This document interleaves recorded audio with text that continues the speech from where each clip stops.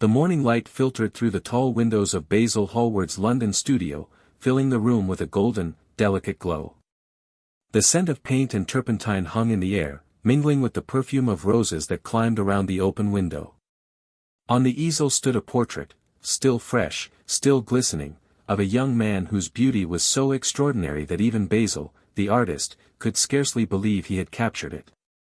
The subject of the painting, Dorian Gray, sat nearby, lazily turning the pages of a book. His face was luminous and untouched by care, the kind of beauty that seems divinely made rather than mortal. His lips were curved in a faint, innocent smile, and his blue eyes shimmered with unspoiled youth. Into this world of art and fragrance walked Lord Henry Wotton, a man of wit, charm, and a dangerous philosophy. He moved through the studio like someone who owned not only the room but life itself. Lighting a cigarette, he leaned back in his chair and observed Dorian with keen, amused eyes. "You are the most beautiful creature I have ever seen," Lord Henry said with a slow smile. "Beauty, my dear boy, is a form of genius, higher, indeed, than genius itself. It is one of the great facts of the world, like sunlight or springtime. But you will not be young forever. Youth is the only thing worth having." Dorian laughed, but the words struck him like a prophecy. Something in his heart tightened. Not young forever. The thought chilled him.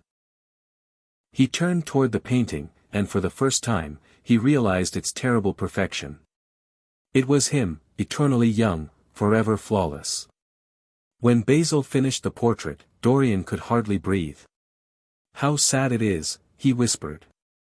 "I shall grow old, and horrible, and dreadful. But this picture will remain young. If only it were the other way. If only I could always be young, and the picture grow old. For that, I would give my soul." Lord Henry smiled faintly. Basil frowned. But none of them could have known that Dorian's wild wish had been heard, and would come true.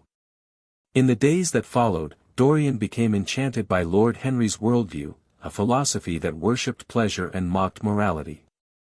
"Live," Henry would say. "Live the wonderful life that is in you. Be always searching for new sensations. Nothing is more important than your own experience."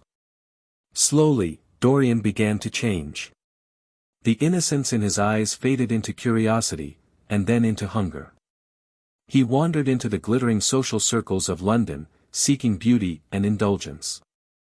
Every night became a stage, every sin a secret thrill. Then came Sybil Vane, a young actress whose talent and purity moved him deeply.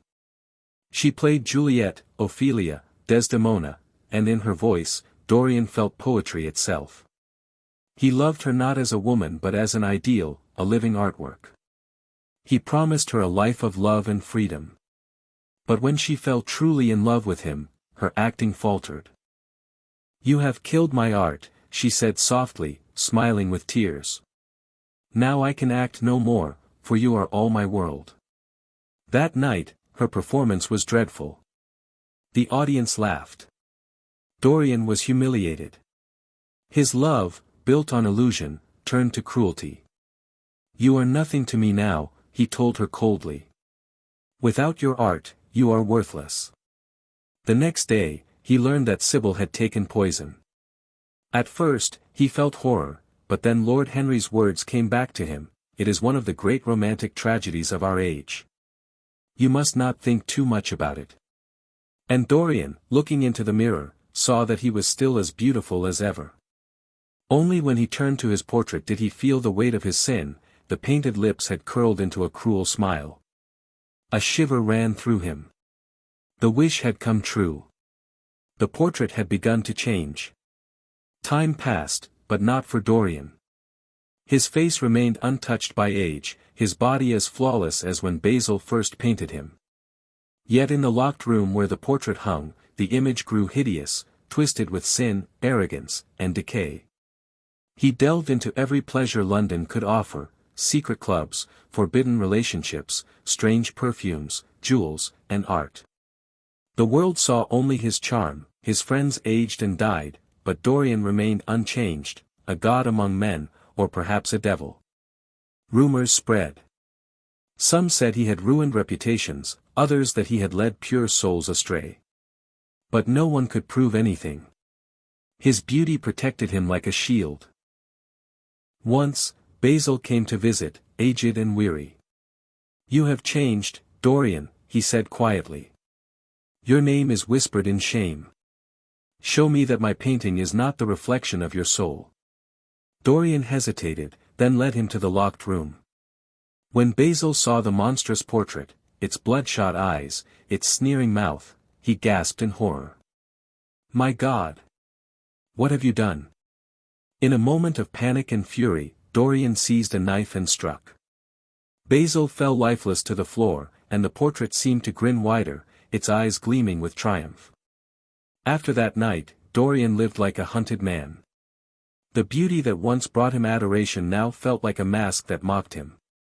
He tried to drown his guilt in pleasure, in travel, in drugs, but the face in the portrait haunted him. He visited the opium dens of the East End, where broken men sought to forget themselves. There, he was recognized by a sailor, James Vane, Sybil's brother. "You killed her," the man hissed. "I swore I'd find you." Dorian's heart froze. But fate spared him once more. In the dim light, his youthful face deceived James. "You're too young," the sailor muttered. "You cannot be the man I seek." But later, when the truth emerged, James followed him again, only to die in a hunting accident. Dorian's charm seemed to carry the curse of death to anyone who came too close. Years went by. The world around him aged, changed, and died, but Dorian remained eternal, elegant, envied, adored. Yet the emptiness within him grew unbearable. One evening, as he wandered through the silent halls of his home, he felt a strange longing for peace.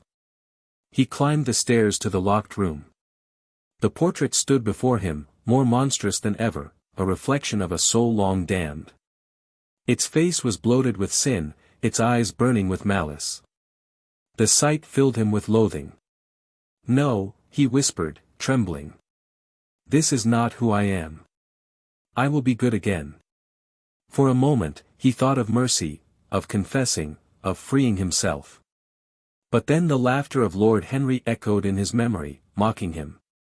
To cure the soul by means of the senses, that is all. In a sudden rage, Dorian snatched the knife that had once killed Basil and turned it upon the portrait. He stabbed it again and again, crying out like a man fighting his own reflection. When the servants heard the scream and burst into the room, they found the portrait, once hideous, restored to its original beauty. On the floor lay the body of an old man, withered and grey, a knife in his heart. Only by the rings on his fingers did they know it was Dorian Gray. And so ended the life of a man who sought to live only for pleasure, who traded his soul for eternal youth. The world remembered his charm, his elegance, his mystery, but none knew the secret of the portrait hidden in that locked room. Oscar Wilde's tale remains a mirror for us all, a haunting reminder that beauty without conscience, pleasure without purpose, and youth without wisdom are as fragile as the paint upon a canvas.